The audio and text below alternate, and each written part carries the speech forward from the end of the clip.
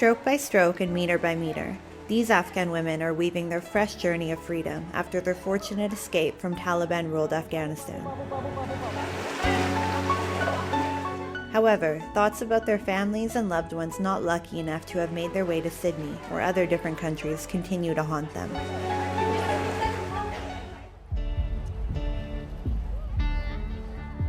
The news stories of continued women's rights violations, the Taliban's return to their previous hardline modus operandi, and escalated violence in the war-torn country compound their fear. Their fears are well-founded. Thousands of miles away, in their native country, the human rights situation becomes more grim by the day.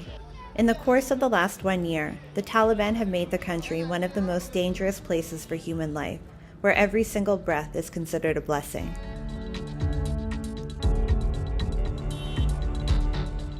Under the 1-year Taliban rule that began amidst chaos and uncertainty last year, all that the country has experienced is a subjugation of rights, state-imposed restrictions, targeted killings, and a spike in the number of terror attacks.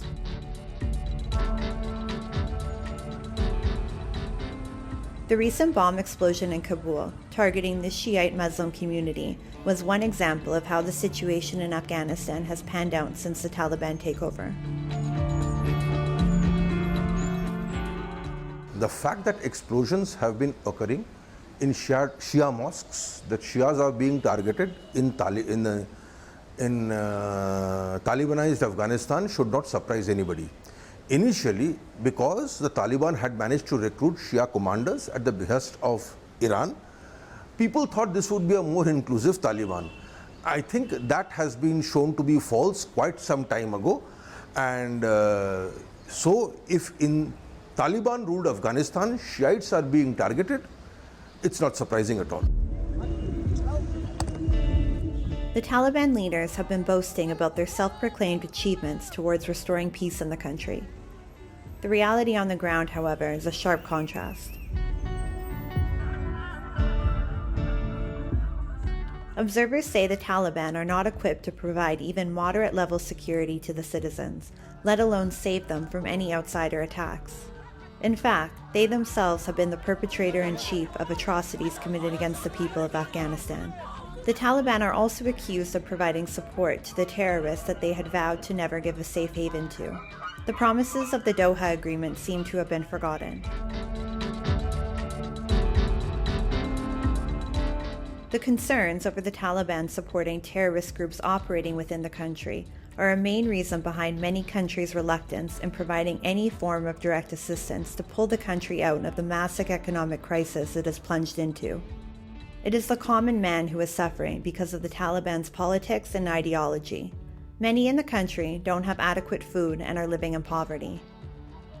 In a heart-wrenching video report by German media organization Deutsche Welle, instances of desperate Afghans selling their children due to abject poverty had come to light.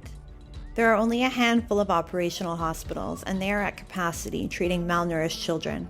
Afghanistan is staring at a major humanitarian disaster. بله یه بازم زیاد میشه فقر و تنگدستی روز به روز در کشور ما شما زیاد شده است هر چیز زیاد شده سوء تغذیه واقعیتش زیاد میشه.